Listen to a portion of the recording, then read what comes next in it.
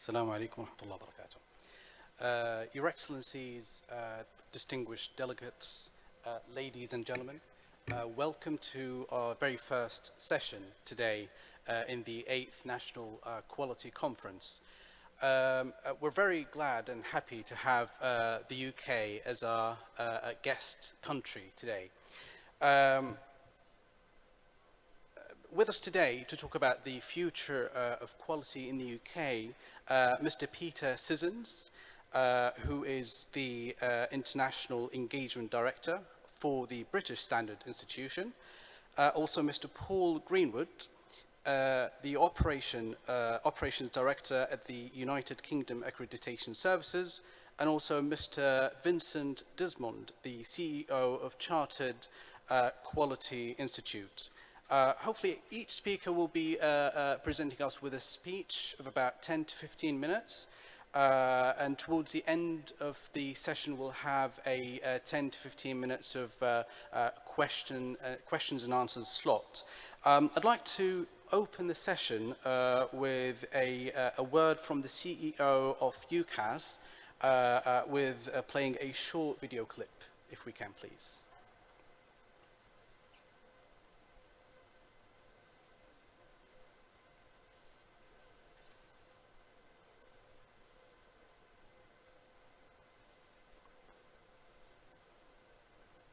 Your Excellencies and delegates of this National Quality Conference, I would like to welcome you to this first of two sessions dedicated to quality in the United Kingdom, generously hosted by SASO, the Saudi Standards Metrology and Quality Organisation.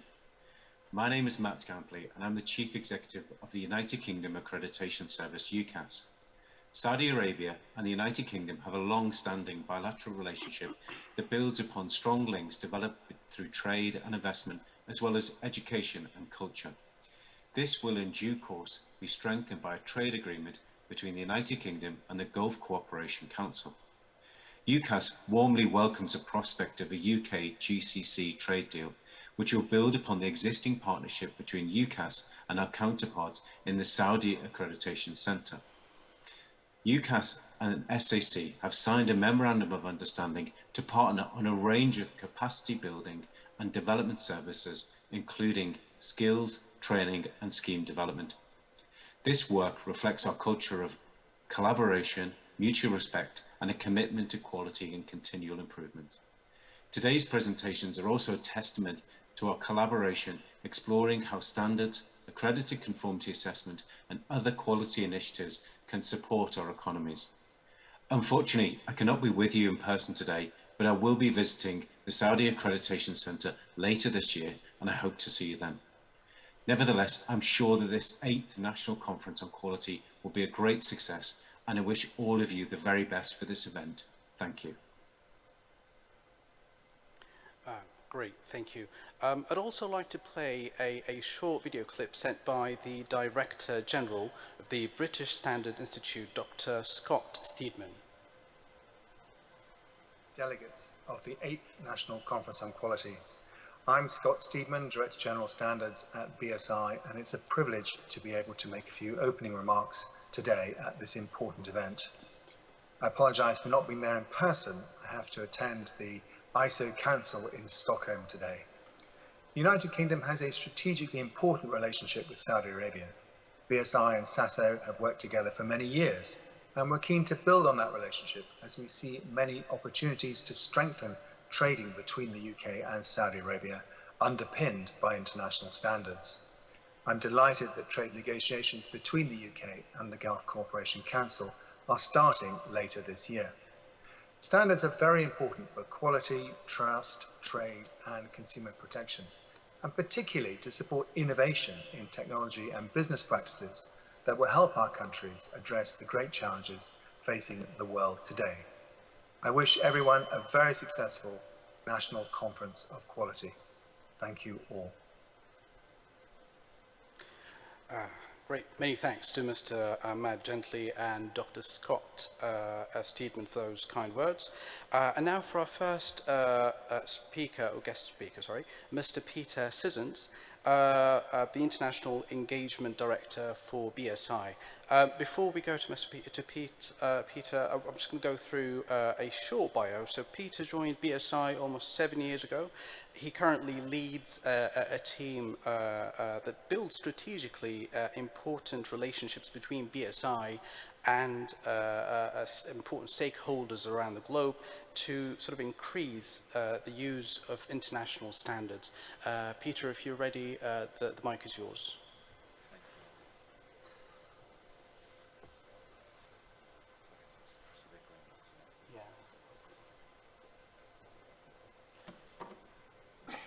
Thank you very much.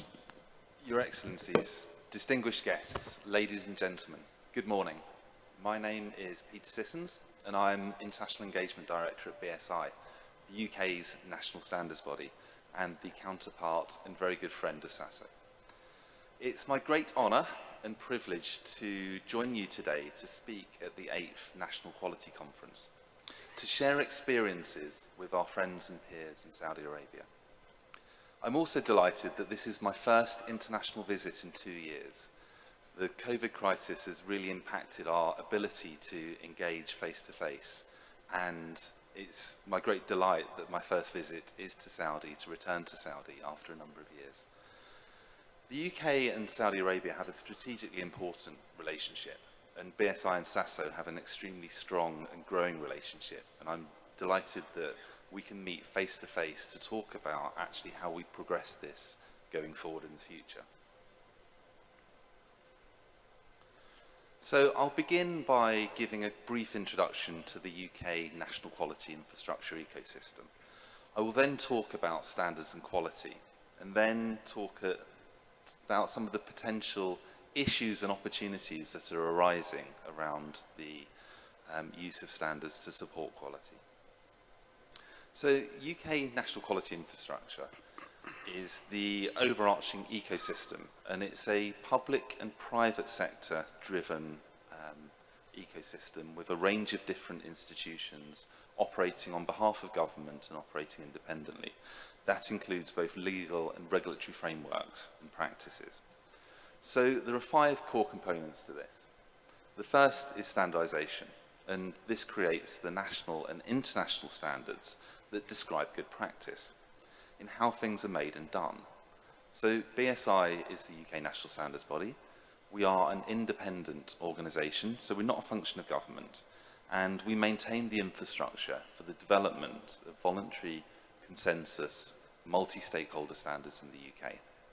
We also represent the UK's interests in the international standards organisations of ISO and IEC, and at a regional level within the European organisations of CEN and CENELEC.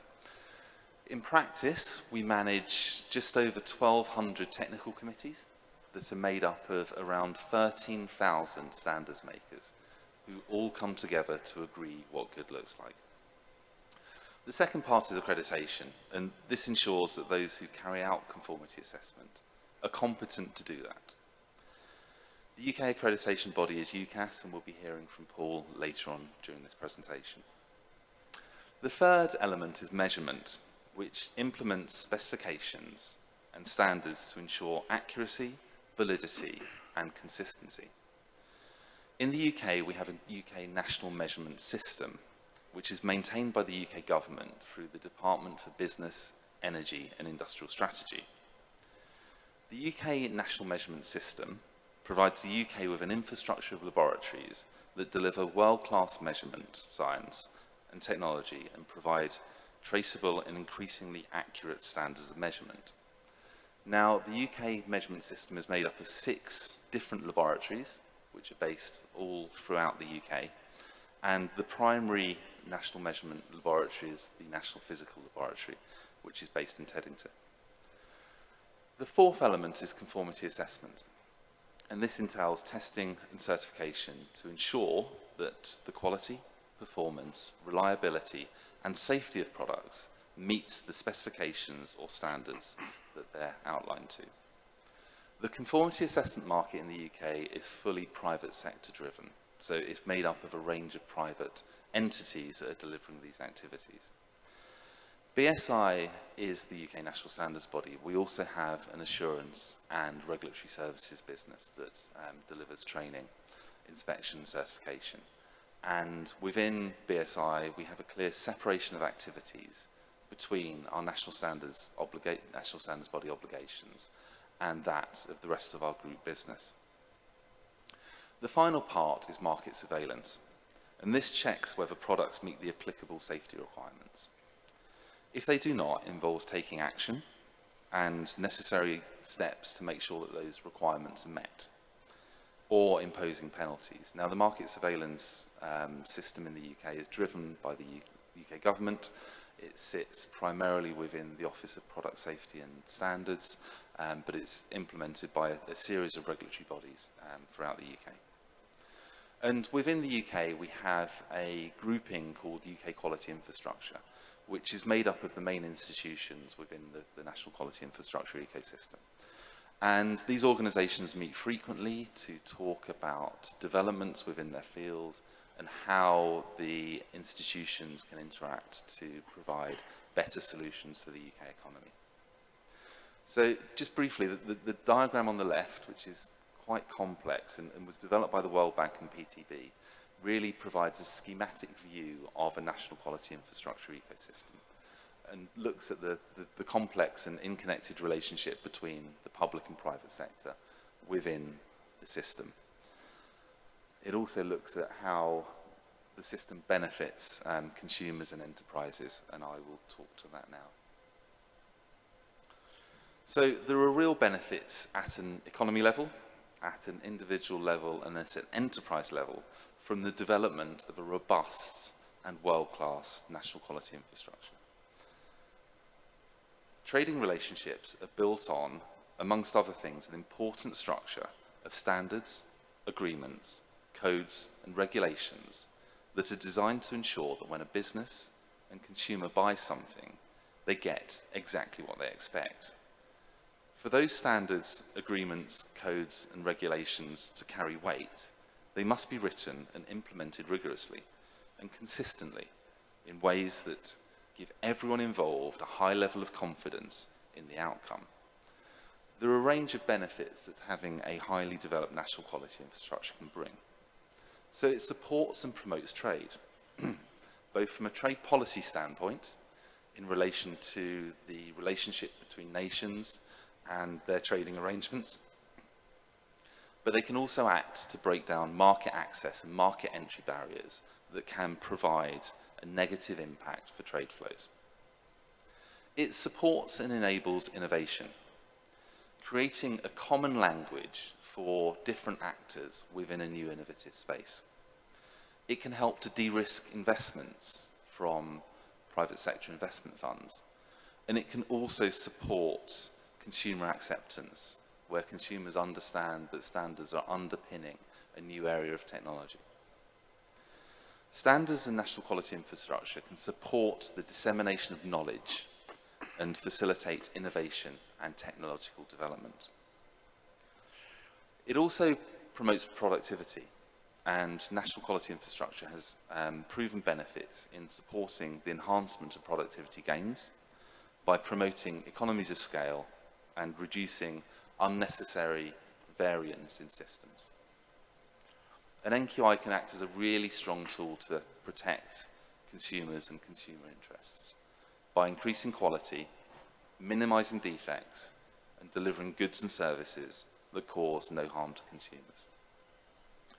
National quality infrastructure can support, and in certain cases provide, an alternative to regulation.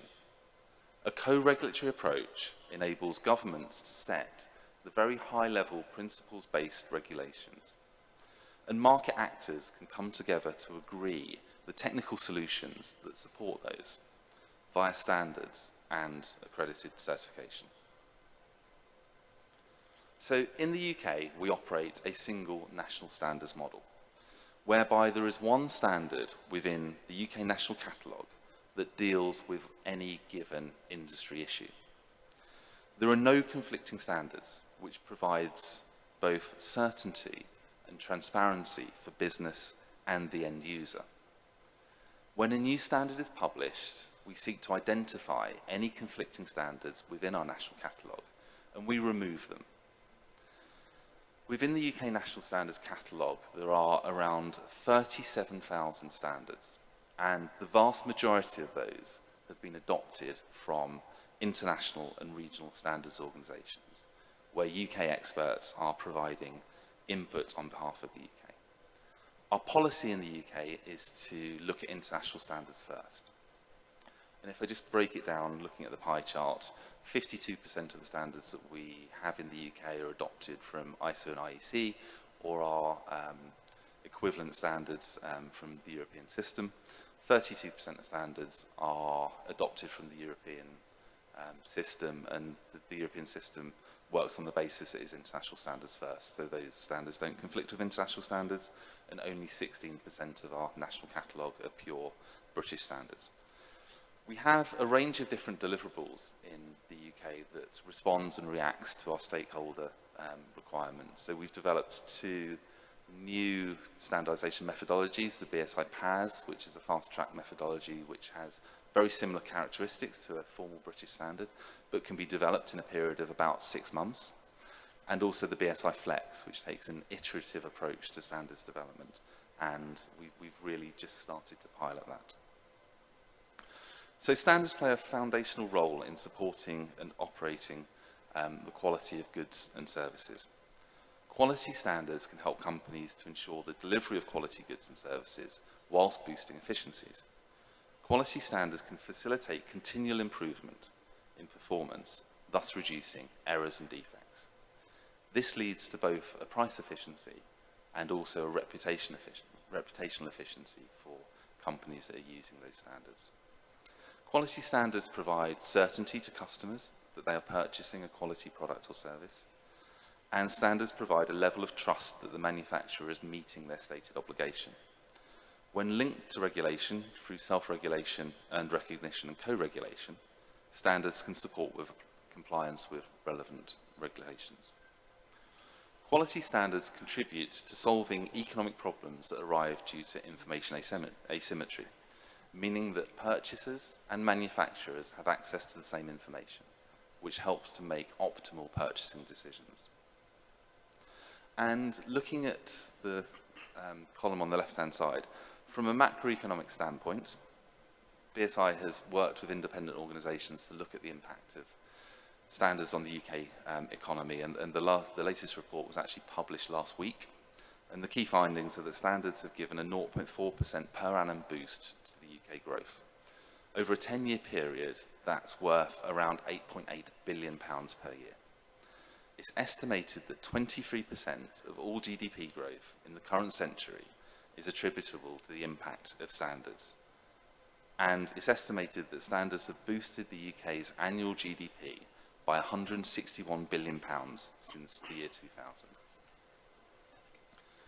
So here are some trends that I think will have an impact on the delivery of quality in the future.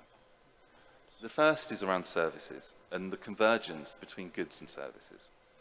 Traditional industries are being disrupted by new business models, and this is being driven by the servicification of goods distribution.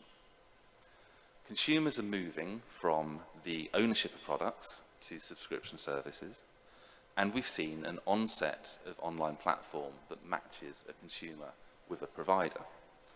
But these platforms sometimes blur the line of responsibility between the platform operator and the service provider. As the distinction between goods and services narrows, there is a need for quality goods that are delivered at a quality service. Digital trade. Digital trade has enabled manufacturers and consumers to buy goods and services from around the world, from a truly global marketplace. From a consumer perception standpoint, this provides a challenge, as sometimes it's not transparent where a good has been produced or what specifications it's been produced to. There can be conflicting specifications, and there can be a misalignment of trust in the quality of the purchase that people are making. Increased distribution of information through the use of standards can help to support this. The third part is around globalization and supply chains, and in sort of a post-COVID world, we're starting to see companies looking at changing their supply chains. There's been an understanding that having a set of producers in one nation just doesn't work if there are large challenges. So we're starting to see more diffuse and globally distributed supply chains. This is really, really important for the use of standards to support both interoperability of components and also a consistent quality of those components purchased from a range of different suppliers and providers around the world.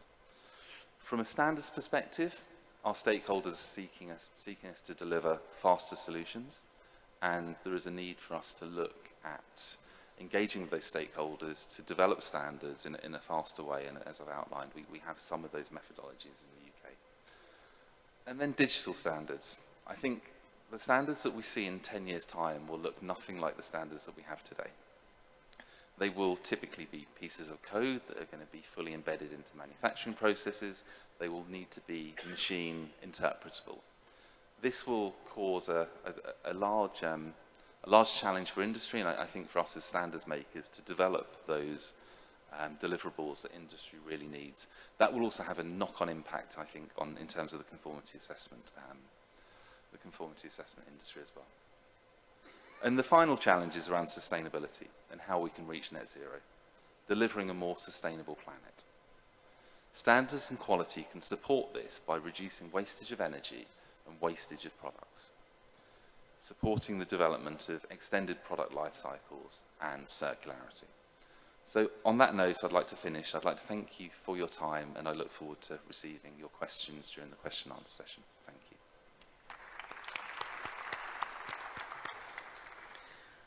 Thank you very much, Peter, for this detailed talk. And now for our next guest speaker, Mr. Paul Greenwood, the Operations Director at the United Kingdom. Just a very quick bio for Paul. He's been with UKAS for more than 16 years. In that period, Paul has built a strong experience in ensuring core operational sections within UKAS meet company objectives and customer needs for accreditation, both technically and financially. Paul, if you're ready. Thank you. Thank you. Excellencies, esteemed colleagues, ladies and gentlemen, thank you very much for your kind invitation to join and present at this very prestigious event. My first time overseas for 2 years as well. I'm Paul Greenwood. I'm the Operations Director at UKAS, which is the United Kingdom's accreditation service. I'm here to talk about drivers of change.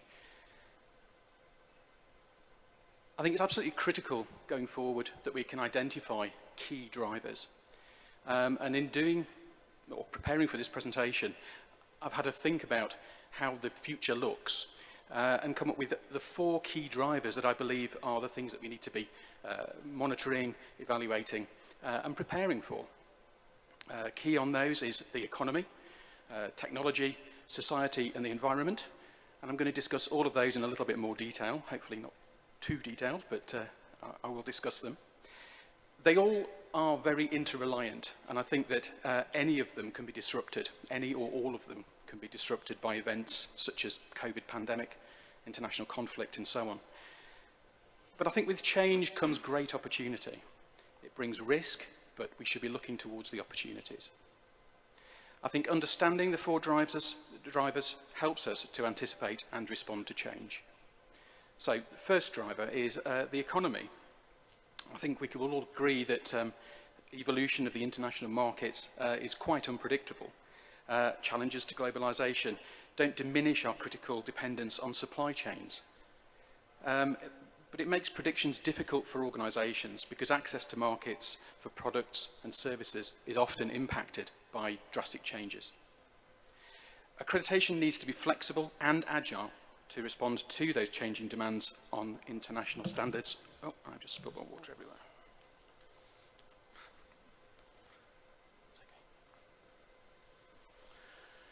So moving on to technology.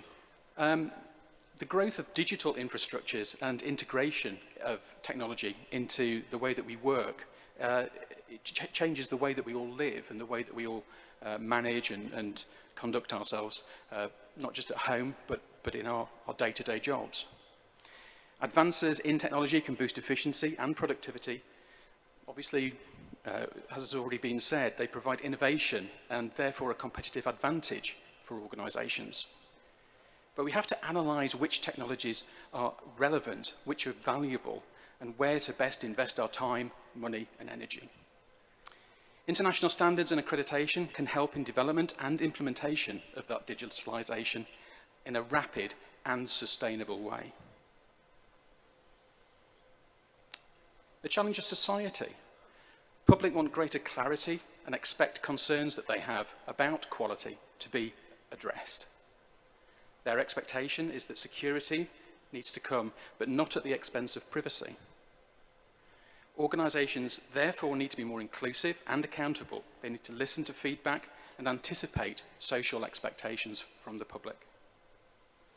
This is obviously going to challenge current accreditation processes, which will need to adapt to be more in tune with organisational requirements. The environment. The world is under constant threat of changing environments, deforestation and so on. So it's really imperative that we take urgent action now. We need to work internationally. These issues can't be resolved in isolation, not one country, not one person, not one government. It's vital that we promote global cooperation to achieve sustainability. And accreditation has a key role in supporting standards as tools to support that shift to long-term sustainability, rather than just dealing with short-term issues. I'll talk a little bit about trends and opportunities. I think recently UKAS has seen quite a lot of requests from government to help support them. Obviously with the COVID-19 pandemic, we received 500 applications for organisations wishing to do testing of COVID-19. We converted 230 of those customers right the way through an international standard, 15189. Even though accreditation was largely an alien concept to them, they just didn't understand accreditation. We helped guide them through, and we had to change our processes and be far more adept at assisting organisations to achieve accreditation. But it does show that it is possible to rapidly turn around an area to ensure quality. Another area that we're looking at is product safety, absolutely critical. And we're proud to support government in its programme of standardisation following our exit from EU, where we can demonstrate the product conformity using the new UKCA mark. In terms of opportunities, as we've already mentioned, climate change tops many government agendas and is likely to remain a key focus. Keep doing that. So we need to work on that. And as also discussed earlier, the relentless technological innovation demands increasing awareness of controls needed to maintain order in that sector. I think just to summarise, change is inevitable. It is coming. We have to embrace it for its opportunities rather than fearing its threats. International standards and accreditation are key anchor points in our long and somewhat complex journey. I do have a couple of thank yous. I was supported in preparing this presentation by some colleagues from ISO and also from the Department of Business, Energy and Industrial Strategy, so I'd just like to thank them. But thanks to you all for your time and attention. Thank you.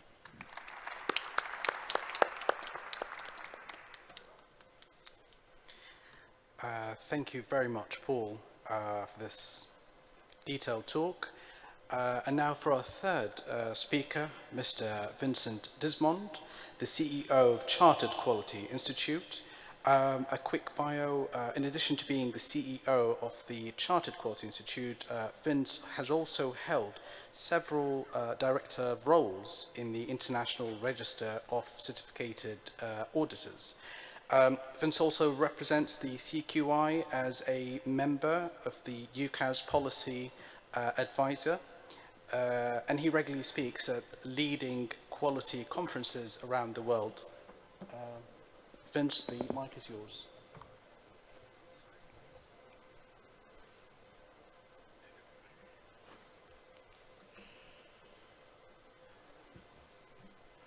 Thank you, Mr. Chairman. I first came to the Kingdom of Saudi Arabia 8 years ago, kindly invited by our peer organisation, the Saudi Quality Council. That was a very interesting first visit. I remember two things in particular. The first one was the concept of itqan, of quality, excellence and improvement, which has remained with me all of those 8 years. The second thing I remember is reading in detail the Saudi 2030 strategy. And as I left Saudi Arabia, I thought, that is extremely ambitious. That's a lot of work to do in a very short time. Since then, I've been very lucky to have been invited back. This is my third visit to Saudi Arabia. I was kindly invited by SASO to support the development of the National Quality Strategy, and today at the 8th conference. And every time I come to Saudi Arabia, since my first visit, I can hear, see and feel the change and development. So my concerns that this was an extremely ambitious plan, every time I come, I see progress, which is absolutely remarkable.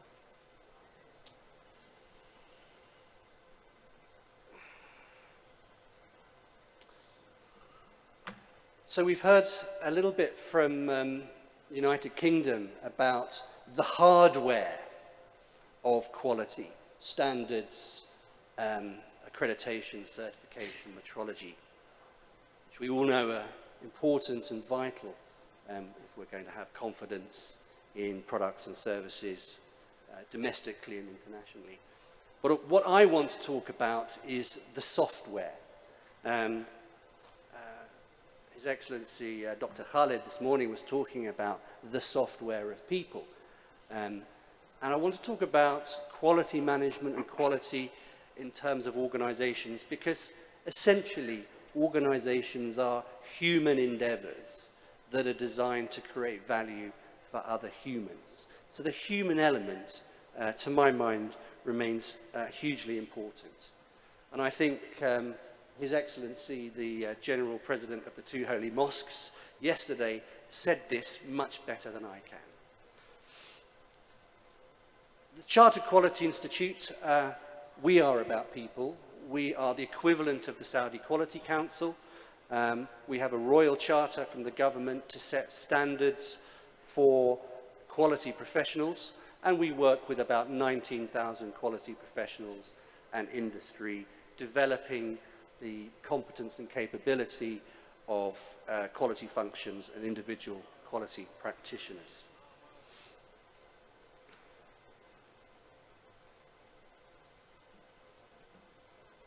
Our foundational document for that standard for quality professionals is our competence framework, which sets out the value that we think quality functions should be providing organizations, which is on the left-hand side here. None of that will be a surprise to you as quality colleagues. So that's the value that the profession should be providing and that organizations should expect. And on the right-hand side, we have the how do quality professionals do that. Before I talk about the future challenges for quality management, quality functions and quality professionals, just a word about why this standard for people is so important. There's 5 components to this standard. You'll see governance, how you translate policies into process and systems, assurance, mechanisms for gaining confidence, mitigating risk and understanding where improvement is possible, and improvement, I hope, speaks for itself. This, in many ways, is the hardware of quality management. The software, the magic that comes from a quality function and quality individuals, quality practitioners, comes from the 2 other elements. Firstly, the one around the outside, which is the context of an organization, the operating context, the customer context, the regulatory context, understanding that context, understanding the business strategy, and aligning the quality plans and quality strategy to creating value for the organization. And the most important part of being a quality professional is the piece in the middle called leadership. And that is the bit where quality professionals, who we must remember, do not provide quality products and services. They facilitate other functions and other individuals in the value chain within and outside an organisation to plan and deliver quality. So the leadership, the communication skills, influencing skills, coaching skills that quality professionals have is what really makes the difference.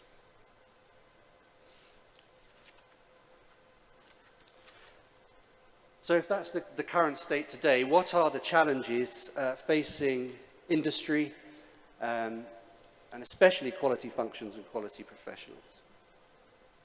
Well, on the right-hand side, these are the macro trends that the Chartered Quality Institute is working with. And on the left-hand side are the top corporate member challenges in terms of translating those macro challenges into issues for quality professionals and quality functions. Now, none of these will be a surprise, and my colleagues have already talked about these. First challenge is technology. I think we all understand that technology provides an enormous opportunity to create value for humans, but equally there's an enormous amount of risk that we need to manage and mitigate. The challenge for the quality function and quality professionals is at the moment described globally as quality 4.0. And that is, how does the quality function help organizations embed digital transformation to achieve that value and to mitigate risks? At the moment, there's an enormous amount of activity, research. Most quality conferences that you visit around the world will be exploring this concept of quality 4.0. My perception is there is a danger here for quality and quality functions. If quality sits on the side while organizations are engaged in digital transformation, two things may happen. Firstly, those opportunities and risks may not be fully mitigated. And secondly, the quality function may lose its relevance. Second macro challenge is societal expectations and the nature of how customers and societies perceive what is a quality product, what is a quality service, and what is a quality organization. I think it is fair to say that society and consumers perceive the quality of a product not just in its specification, its price and its availability, but increasingly its impact on people and planet.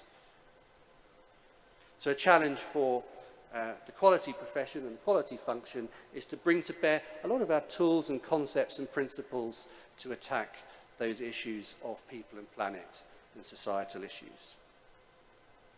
Many of the tools we have, many of the terms we use can be applied equally to quality management and the environment. Take, for example, zero defects and net zero when it comes to carbon. We have the systems, tools and technologies to help organizations deliver policy and improve performance in all of those areas. The next macro trend is geopolitics.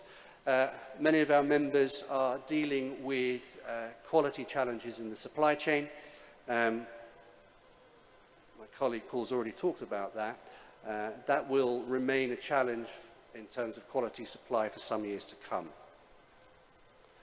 And the final challenge for quality functions and quality professionals is demographics. In the UK, we have a skill shortage in most professional areas, from teachers to engineers, and that includes quality professionals. It's really important, therefore, in the UK that we are developing the apprenticeship schemes, working with universities to develop the educational pathways that will help organisations in the UK fulfil the capability and skills requirements that they're sadly lacking at the moment. A recent survey showed that approximately 60% of our members struggle considerably to attract the right talent when it comes to quality management and quality professionals. But there's one more challenge that our members have, which is not a new challenge. This is the common challenge, I think, for most organisations and most quality professionals, and that is one of people. It's the one of quality culture.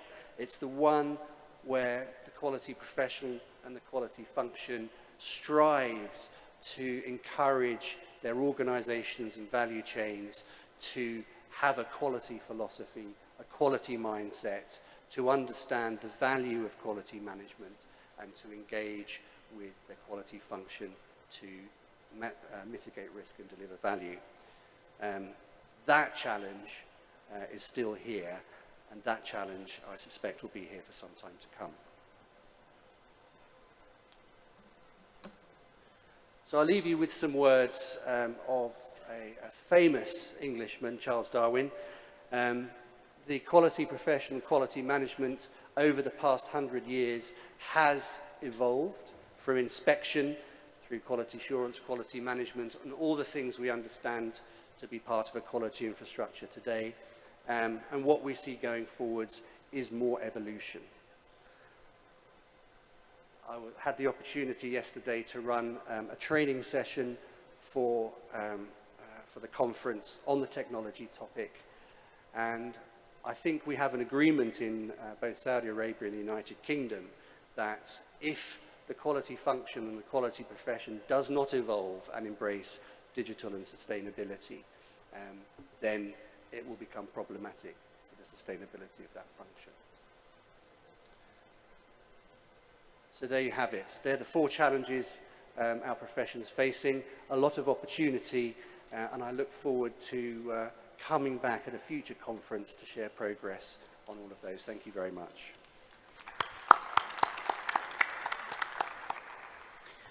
Thank you very much, Vince, for this very lovely talk. Your Excellencies, distinguished delegates, ladies and gentlemen, now the floor is open for any questions. If you could kindly just raise your hand and we'll direct the microphone to you.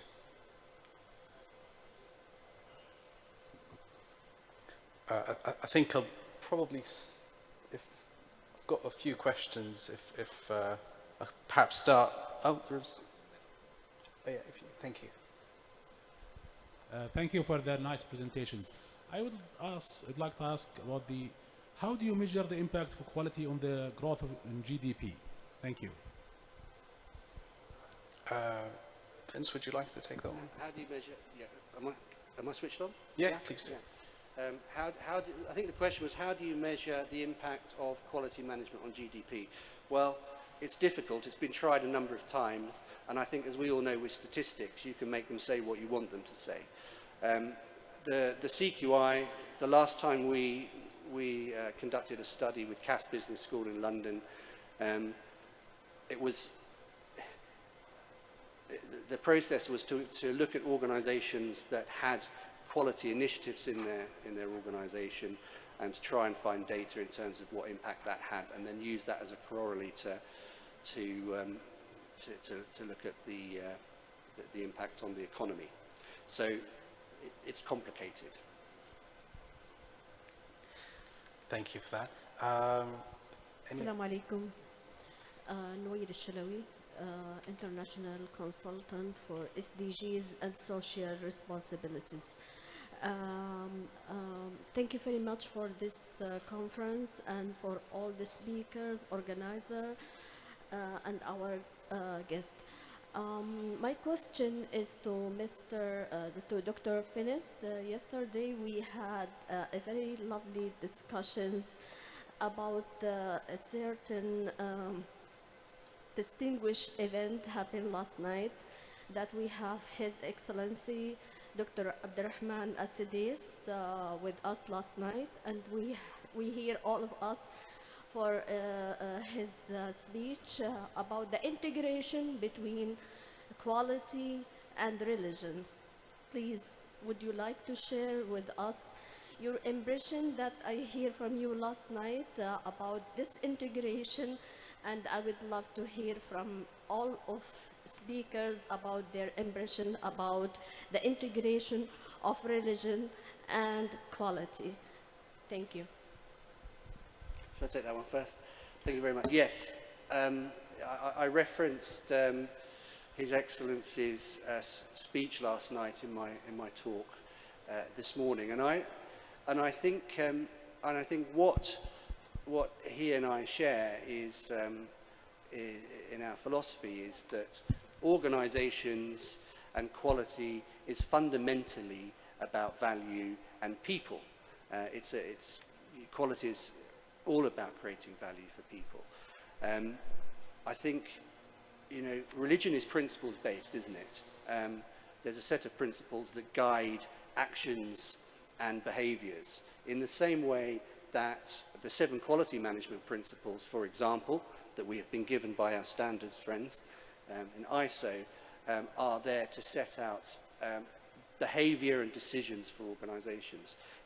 And I think that the 2 things that I took from that was the principles-based approach to doing good, and the fact that we are humans and we make mistakes, and that is why improvement is so important. Thank you. The other thing I thought was really deeply interesting, I have to say, is that the 2 holy mosques have a director of quality and excellence. I thought that was absolutely fantastic. Absolutely, yeah. I agree with that. Absolutely. Do we have any more questions, please? Yes, thank you. You keep raising the bar, actually. My point about equality and the future. Okay, we keep saying everywhere challenging. How to reflect or flip the coin to say success factors for all, for people, for enterprises, for the social, for the government, for the sectors, and so on. And to let people seek for that, not to push. Thank you. Paul or Peter, would you like to take that one? I don't mind starting off on that. Sorry, can you hear me? Yep. So we do talk about challenges, but as you say, there is a flip side to every challenge that there's an opportunity. And sometimes, you know, we talk about the areas that we feel that are going to change and how we need to respond to that. And, you know, I think over certainly the next few years, we're going to see a lot more digitisation. That will cause challenges from a certain perspective, but it presents a huge opportunity for industries, for individuals to develop better capabilities and capacities to go forward. So I don't want you to take away that actually we see a challenge as a negative part. A challenge is something that needs to be addressed, needs to be thought through, but we need to look at how we then put forward that challenge as an opportunity. And we spoke yesterday about how we engage with industry and industry participants to better increase their understanding of the role that standards can play to support their business. And I think in some respects there are views from certain smaller companies that a standard is an impediment. So it's something that you have to do. Whereas actually a standard brings with it so many positive achievements and outputs and outcomes for that business that sometimes we need to be stronger in terms of saying, well, actually, by implementing a standard, you will increase the quality of your organisation. But this is what it means to you, and this is the impact that it has. And we've done some quite interesting case studies around the use of standards in different sectors and with different companies of all sort of scales, and using those case studies to really understand the core benefit that an end user is receiving, I think is invaluable in terms of presenting that message. Thank you very much. Do we have one more question? Okay. Just going to say, I think that the one thing I take from last night's presentations was about education of you know, the public about quality and what it brings and why we need it. And as Peter has said, there are organisations out there who kind of see quality but don't embrace it. And I think what we've got to do is really push that agenda of educating people why it's important and the benefits it can bring. Absolutely. So turning around that challenge into an opportunity. Absolutely, absolutely, I agree. I think we can conclude our session, our very first session for the 8th National Quality Conference. Thank you all very much for coming all the way from the UK and for this lovely session. And I'd like to invite His Excellency Dr. Saad Al-Qasabi to present you with your awards. Thank you very much. شكرا لمدير الجلسة وللمشاركين فيها.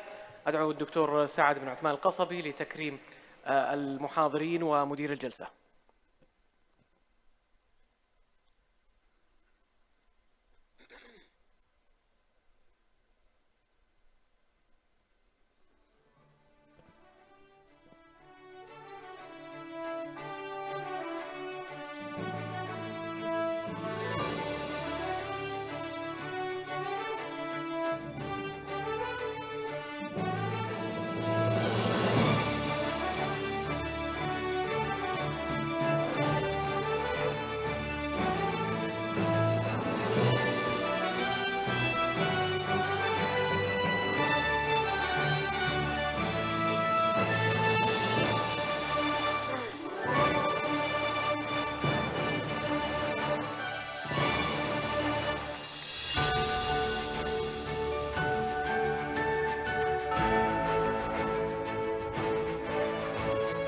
شكرا معاليكم وشكرا للحضور. سنتوقف في استراحة قصيرة ل15 دقيقة.